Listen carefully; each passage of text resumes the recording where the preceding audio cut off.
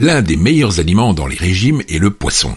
Permettant des repas équilibrés et faibles en calories, le poisson est également riche en saveurs. Cependant, son prix peut être un indice de sa qualité, comme dans le cas avec le panga, l'un des poissons les plus toxiques. Le panga est un poisson que l'on trouve dans les étals de poissons à très bas prix. Il est produit industriellement au Vietnam et provient de l'une des rivières les plus polluées de la planète, le Mekong.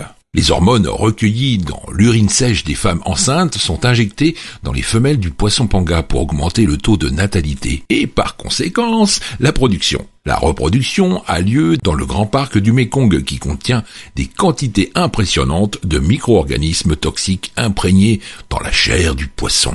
Le poisson se nourrit d'une farine importée du Pérou faite de carcasses de poissons mélangées à du manioc, du soja et de plusieurs céréales. Une fois l'alimentation terminée, les pisciculteurs récupèrent l'énorme poisson et le filet de coupe est fabriqué par les ouvriers chinois. Les steaks sont expédiés congelés en Europe.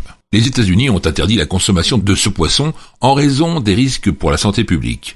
Aucune réglementation sanitaire n'est requise en Chine pour l'élevage du poisson panga. De plus, les poissons panga contiennent peu de valeur nutritive et leur apport en oméga 3 est insuffisant. Quel poisson choisir pour préserver sa santé? Au-delà des conséquences de la surpêche pour notre environnement, le mauvais choix d'un poisson est dangereux pour notre santé.